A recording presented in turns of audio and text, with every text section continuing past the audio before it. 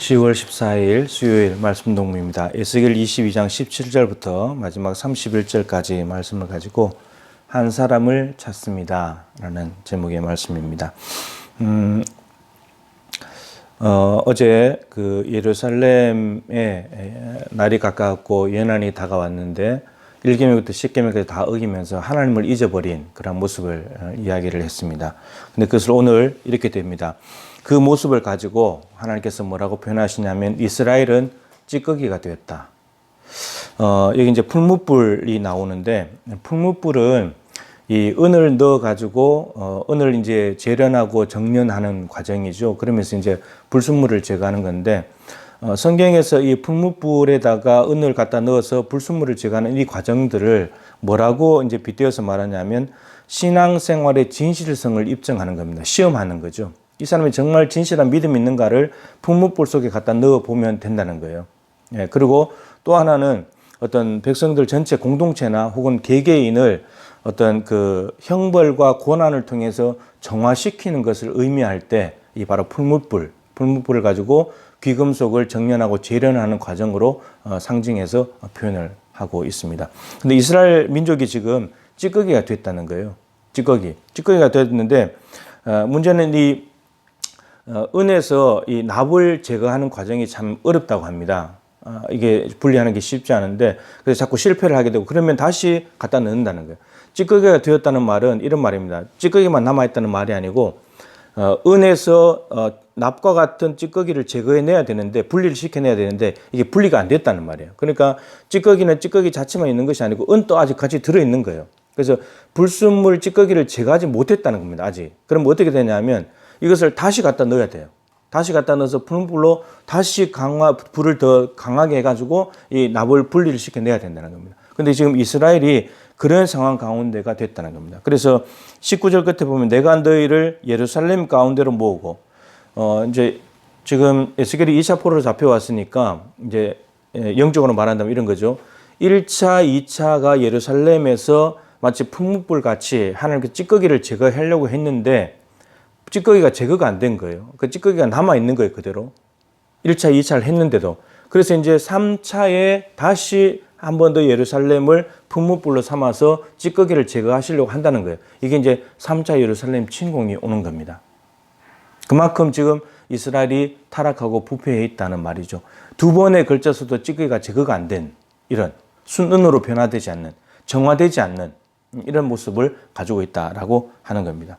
그래서 풀무불 속에 다시 갖다 넣고 20절 끝에 거기에 두고 너희를 다시금 녹일 것이다. 찌꺼기를 제거해내야 되니까 순은을 만들어내야 되니까 한 번 더 이 과정을 거쳐야 된다. 이런 말입니다.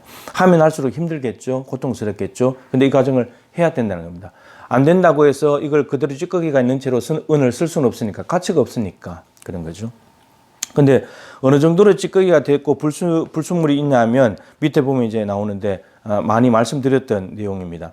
25절에 보면 그 가운데 선지자들의 반역함이 우는 사자가 음식물을 움킨 같다. 선지자들은 먼저 알고 하나님의 뜻을 먼저 알고 백성들에게 안내해 주는 사람들인데 근데 이들은 사람의 영혼을 삼켜버렸대요. 그러니까 사람들의 영혼을 올바른 길로 인도해야 되는데 그렇게 하지 않는다는 거예요.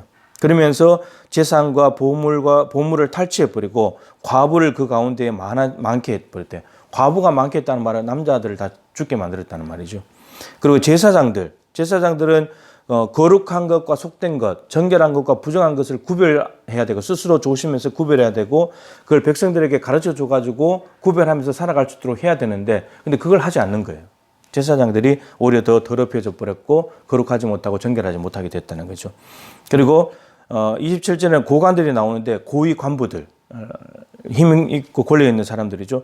이 사람들은 공의를 행해야 될 사람들이죠. 그런데 오히려 더 공의를 무너뜨리는 사람들, 이익을 위해서 피를 흘리는 이런 사람들이 돼버렸다는 거예요.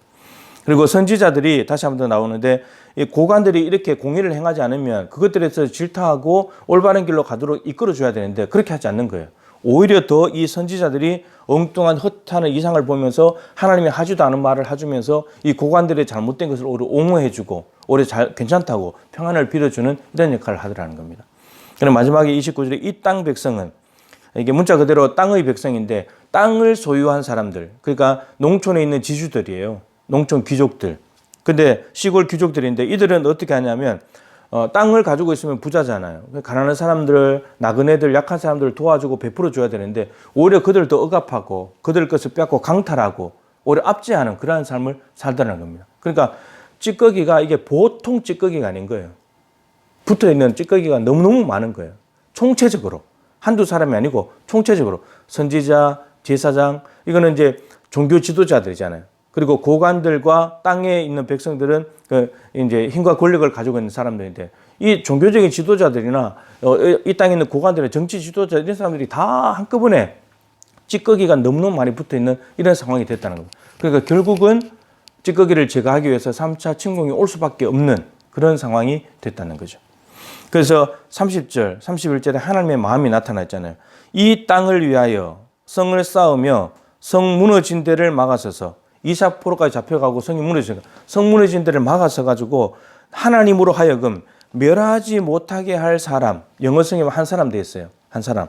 내가 그 가운데서 이스라엘 가운데서 찌꺼기가 더덕더덕 붙어있는 이스라엘 가운데서 하나님 그만해 주십시오라고 막았을 사람을 하나님이 찾으셨다는 거예요. 한 사람을.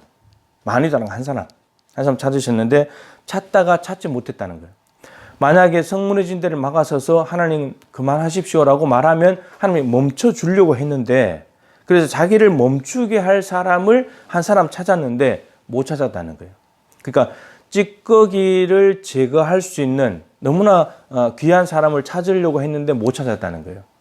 그래서 하나님께서 어쩔 수 없이 심판할 수밖에 없었다. 라고 말씀을 하셨습니다. 근데 예루살렘 3차 침공과 함께 예루살렘 멸망이 오고 있다는 말이죠. 그래서 여러분 1차, 2차를 통해서 풀무불에 갖다 넣어가지고 찌꺼기를 제거하려고 했는데 안 돼가지고 3차까지 갖다 넣었는데 그래도 안 되는 거예요. 그래서 그러면 어떻게 되냐? 이제 바벨론이라는 풀무불을 사용하시는 거예요. 바벨론에 가가지고 저들이 찌꺼기를 제거하면서 정화시켜서 다시금 그들을 예루살렘에 돌아오게 해서 하나님께서 순은으로 새로운 그루터기로 만들어서 새로운 이스라엘을 시작하신다고 하나님께서 말씀하고 계십니다. 여러분 우리에게 찌꺼기가 더덕더덕 붙어 있지 않습니까? 여기 말한 선지자들, 제사장들, 고관들, 이 땅의 백성들이 행했던 하나님 사랑, 이웃 사랑을 제대로 실천하지 못하는 이런 찌꺼기들이 있다면 우리는 이 찌꺼기를 제거해내야 합니다. 지금 코로나 상황 가운데서 참 뜻하지 않는 것이 왔는데 우리의 잘못된 신앙의 생각들, 생각의 틀 이런 것들을 정말 많이 바꿀 수 있는 좋은 기회입니다. 우리의 신앙이 정말 진실한지 하나님 앞에서 입증할 수 있는 좋은 기회이고 시험할 수 있는 기회였고요. 또 잘못된 것들이 있다면 정화할 수 있는 좋은 기회였습니다. 이제 코로나가 이제 다음 주 주일부터 이제 예배할 수 있기를 소망하면서 우리가 하나님 앞에 다시 나올 때 정말 정결한 모습으로 찌꺼기가 제거된 모습으로 돌아오면 좋겠습니다. 그래야 해서 하나님이 찾으시는 그 한 사람이 되어서 더 이상 무너져가는 한국교회 무너지지 않도록 막아설 수 있는 정결한 저와 여러분이 되어서 한국교회가 다시금 우리 교회가 다시금 새롭게 일어나서 도약할 수 있는 그러한 은혜가 있게 되기를 주님의 이름으로 간절히 소망합니다.